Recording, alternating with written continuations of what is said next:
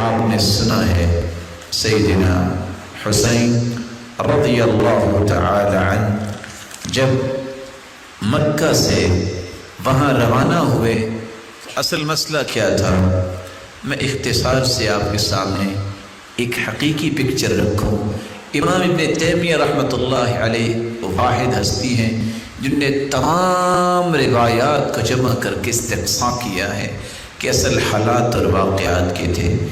سب سے پہلا نقطہ، رسول اللہ صلی اللہ علیہ وآلہ وسلم کے اس پیارے پھول کو عراقیوں نے خط لکھے، اور خط میں یہ کہا امیتت السنہ واحیت البدعہ، سنت ختم ہو گئی ہے، بدعات عام ہو گئی ہیں، اور جب تک آپ نہیں آتے یہ کام ٹھیک نہیں ہوگا، اور ایک صندوق بھر کے خطوں کا بھیجا۔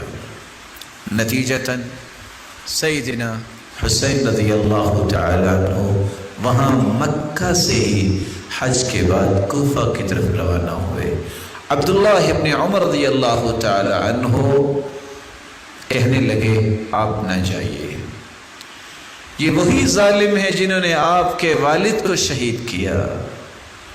عبداللہ بن عباس نے فرمایا آپ نہ جائیے۔ ابو بکر بن عبد الرحمن بن حارث بن ہشام نے فرمایا آپ نہ جائیے، یہ وہی ظالم ہے جنہوں نے آپ کے والد کو شہید کیا۔ اور حتیٰ کہ جب وہ جانے لگے تو یہ بھی کہا صحابہ نے استودعک اللہ من قتیل، ہم اس وقت بہت پریشان ہیں، ہم اللہ کی سپرد کرتے ہیں، اللہ کی امانت میں آپ کو بھیجتے ہیں۔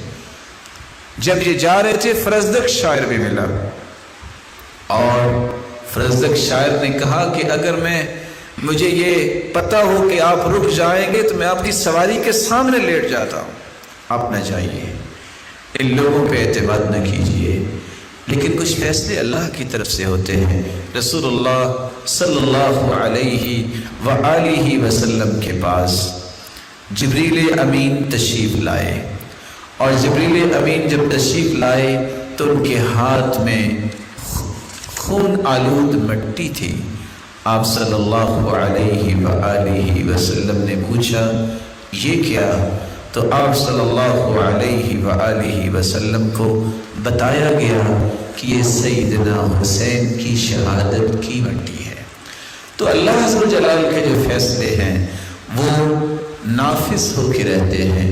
نتیجتاً جب وہاں پہنچے تو اس وقت ان کو اطلاع یہ مل چکی تھی کہ ان ظالموں نے سیدنا حسین رضی اللہ تعالی عنہ کے بھائی کو شہید کر دیا ہے۔ جب یہ بات ان تک پہنچی کہ مسلم بن عقیل رضی اللہ تعالی عنہ اور ہانی بن عروہ ان دونوں کو شہید کر دیا گیا ہے، اور یہ شہید کرنے والا وہ ظالم ہے جو کوفے کا اس وقت گورنر تھا، عبید اللہ بن زیاد۔ جب پتہ چلا تو آپ نے فیصلہ کیا کہ اب کیا کرنا ہے۔ عبید اللہ بن زیاد نے لشکر بھجوایا۔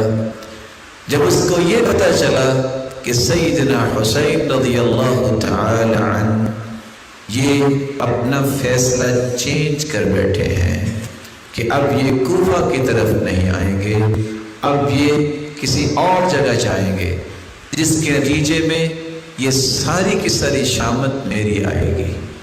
اور وہ سیدنا حسین رضی اللہ تعالی عنہ نے فیصلہ کیا تبدیل کیا تھا؟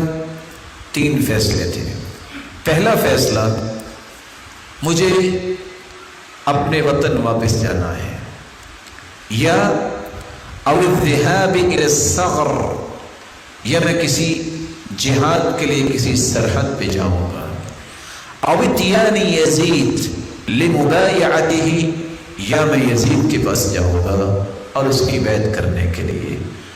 یہ وہ خطہ تھا جو عبید اللہ بن زیاد ظالم کو پسند نہیں تھا کہ اگر ایسا ہو گیا اس کا مطلب ہے کہ میری گردن سب سے پہلے اڑائی جائے گی۔ نتیجتاً اس نے وہاں سیدنا حسین رضی اللہ تعالی عنہ اور ان کے ساتھیوں کو شہید کیا۔ جو یہ خبر پہنچی یزید کے پاس تو سب سے پہلے انہوں نے کیا کہا؟ لعن اللہ ابن مرجانہ، اللہ لعنت کرے ابن مرجانہ پہ، یعنی عبید اللہ بن زیاد پہ، کہ جس نے یہ اتنا بڑا غلط کام کیا ہے۔ اور ان کے گھر سے رونے کی آوازیں شروع ہوئی، اور پھر سیدنا حسین رضی اللہ تعالی عنہ کے جو بھائی ہیں وہ بیان کرتے ہیں کہ انہوں نے ہمیں اپنے گھر میں جگہ دی اور انہوں نے ہمیں مدینے تک پہنچایا۔ جب مدینے میں آپ کا جسد خاکی تو وہاں ہی اس کی تدفین کی گئی، لیکن آپ کے سر مبارک کو مدینہ میں لایا گیا۔ سب لوگ اس وقت عمر بن سعید کے پاس جمع تھے۔ جب یہ خبر پہنچی قدم برأس الحسین رضی اللہ تعالی عنہ، تو اس وقت تمام گھروں کی عورتوں تک یہ بات پہنچی، تو سیدنا حسین رضی اللہ تعالی عنہ کی اس شہادت پر سب غمزدہ تھے۔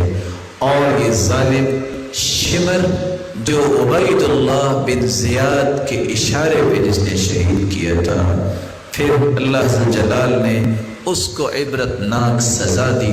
جس طرح اس نے اس ہستی کو شہید کیا، اسی طرح ہی عبید اللہ بن زیاد کی حالت ہوئی، جس کا احادیث میں حال موجود ہے۔